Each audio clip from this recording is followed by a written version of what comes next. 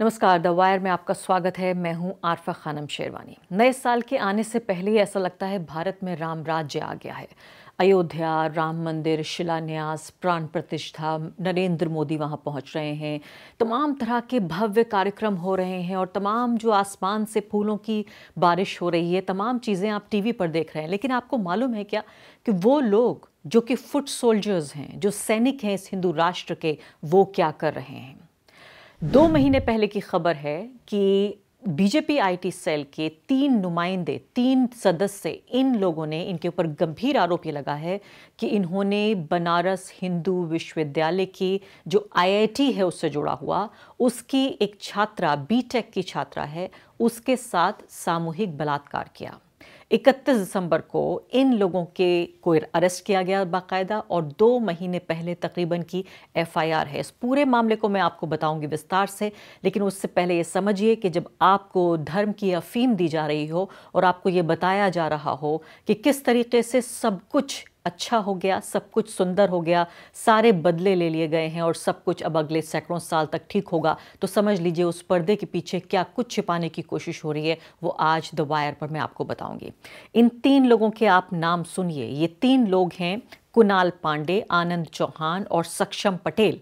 इनकी तस्वीरें देखिए आप, प्रधानमंत्री नरेंद्र मोदी के साथ, मंत्री महोदया स्मृति ईरानी के साथ, अमित मालविया जो बीजेपी आईटी सेल के हेड हैं उनके साथ, इन तमाम जो महानुभाव हैं, ये बड़े बड़े जो लोग हैं, हिंदू राष्ट्र की बड़ी बड़ी जो प्रतीकों के तौर पर उभर रहे हैं, उनको आप देखिए। उन सब के साथ ये तस्वीरें छपे हुए, इनके साथ इतने करीब देखे हुए ये लोग, इनके ऊपर एफआईआर दर्ज हुई है कि इन्होंने एक लड़की की, एक छात्रा की अस्मिता को तार तार किया है।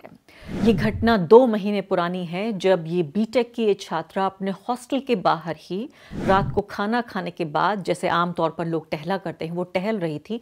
अकेली नहीं थी, उसके साथ एक और उसकी दोस्त थी, वहीं की छात्रा। वो दोनों टहल रहे थे जब तीनों लोग ये बुलेट पर सवार होके आए और उन्होंने गन पॉइंट पर, उसके कनपट्टी पर उन्होंने बंदूक रख के उस लड़की को पहले अपनी दोस्त से अलग कर दिया। दोस्त से अलग करने के बाद उसकी कनपट्टी पे बंदूक रखी, उसके कपड़े उतारे और उसके बाद उसका वीडियो बनाया। यानी ये कोई ऐसी चीज़ नहीं थी जो चोरी छिपे करने की कोशिश हो रही थी। उसका वीडियो बनाया, उसके साथ सामूहिक बलात्कार किया और उसके बाद ये लोग किसी तरह फरार हुए वहाँ से। इस लड़की ने ये रिपोर्ट दर्ज की और रिपोर्ट जब दर्ज हुई उसके बाद जिन धाराओं में रिपोर्ट दर्ज हुई वो अलग हैं। जो धाराएं पहले, जो नवंबर 2 को पुलिस कंप्लेंट दर्ज हुई थी, एफआईआर, वो सेक्शन 354 बी यानी कि क्रिमिनल फोर्स इस्तेमाल किया गया, औरत के साथ बलपूर्वक इस्तेमाल किया गया उसकी इज्जत को उतारने के लिए, इंटेंट टू डिस्टर्ब।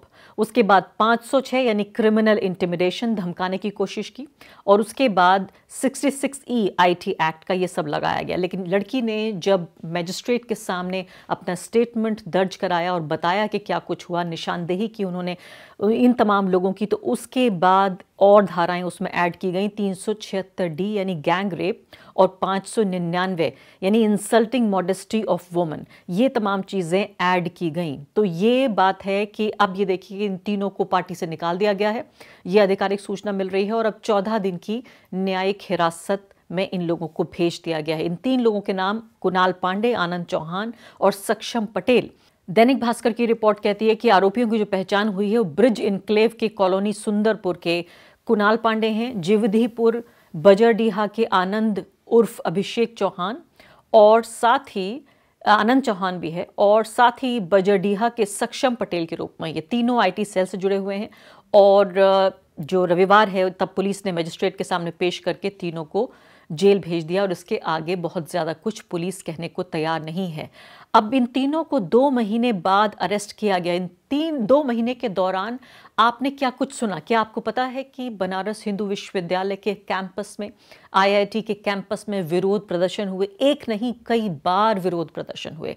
क्या आपने इस खबर को टीवी पे देखा? क्योंकि अगर आपने इस खबर को टीवी पे देखा होता और मीडिया ने इसको कवर किया होता जितना उन्हें कवर करना चाहिए था, एक बीटेक की छात्रा, आईआईटी में पढ़ने वाली, बनारस हिंदू विश्वविद्यालय में, जो राम राज्य सबसे पहले उत्तर प्रदेश में आ गया है, उस राम राज्य के अंदर एक एक हिंदू महिला के साथ ये तमाम चीज़ें हो रही हैं।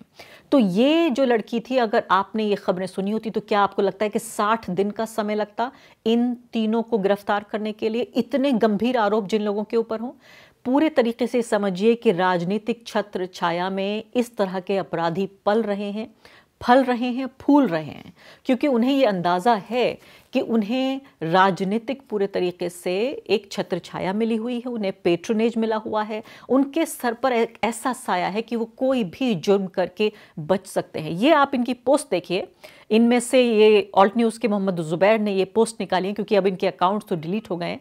अब यहाँ हैरानी की बात यह है कि पुलिस ने इनको अरेस्ट किया और अकाउंट डिलीट हो गए, तो ये कौन हैंडल कर रहा था इनके अकाउंट्स जो अब डिलीट हो गए? लेकिन जब बात निकलती है तो वो दूर तक जाती है, और कब्र जब खुदती है तो सब कुछ उसमें से बाहर निकल के आ जाता है।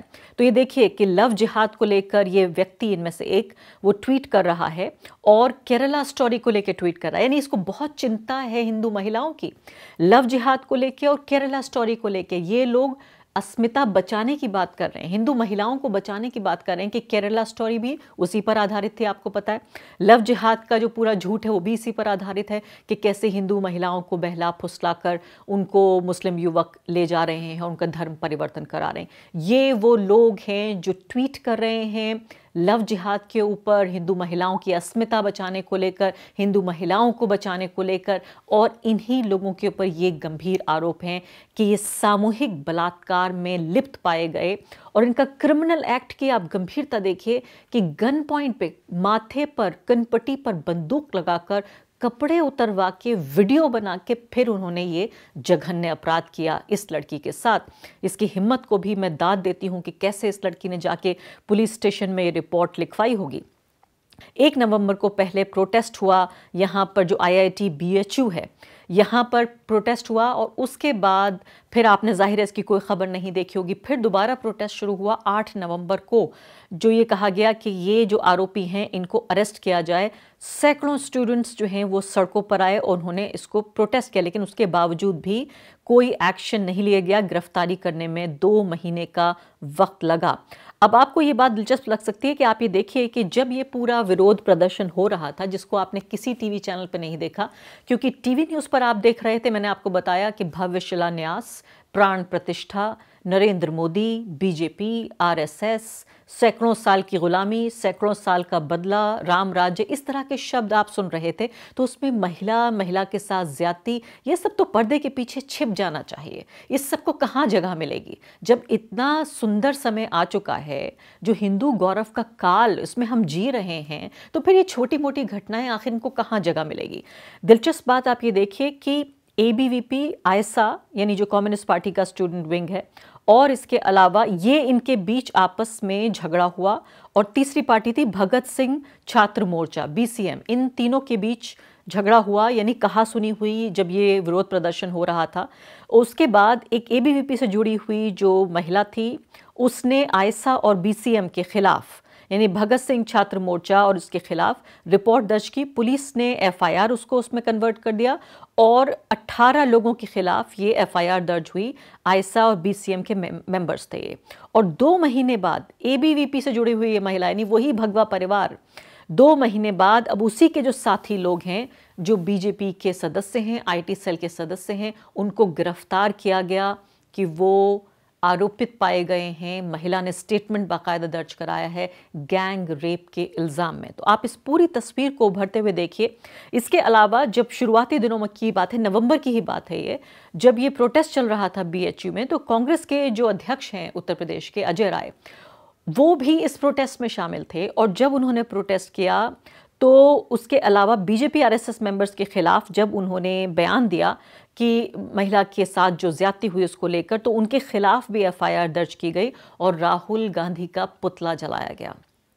और 2 महीने बाद तस्वीर पूरे तरीके से साफ हो चुकी है कि अब जो आरोपित हैं वो लोग हैं जो BJP और RSS दोनों से जुड़े हुए हैं, IT सेल के लोग, जो लगातार मेरी जैसी महिलाओं को, मेरे जैसी महिला पत्रकारों को, वो तमाम लोग जो नरेंद्र मोदी की नीति, राजनीति, नफरत की नीति और नफरत की राजनीति का विरोध करते हैं, उस पर रिपोर्टिंग करते हैं, उस पर लेख लिखते हैं या वीडियो बनाते हैं, उनको दिन रात उनको ट्रोल किया जाता है, उनको तमाम तरह की बलात्कार की और इसके अलावा जान से मार देने की धमकियां दी जाती हैं। वही आईटी सेल से जुड़े हुए लोग हैं जब उनके ऊपर अब इतना गंभीर आरोप है।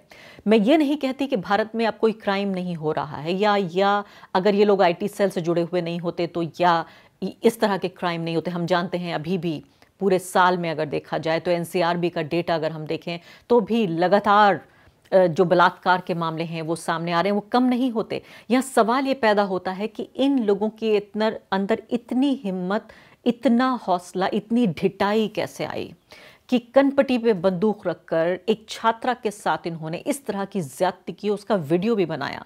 क्योंकि इन्हें पूरे तरीके से अंदाजा है जब प्रधानमंत्री महोदय के साथ इनकी तस्वीर होगी, जब मंत्री महोदय के साथ, महोदया के साथ इनकी तस्वीरें होंगी, तो आपको लगता है कि क्या लोकल पुलिस स्टेशन के लोग, जो स्थानीय पुलिस स्टेशन के लोग हैं, इन्हें छूना भी चाहेंगे?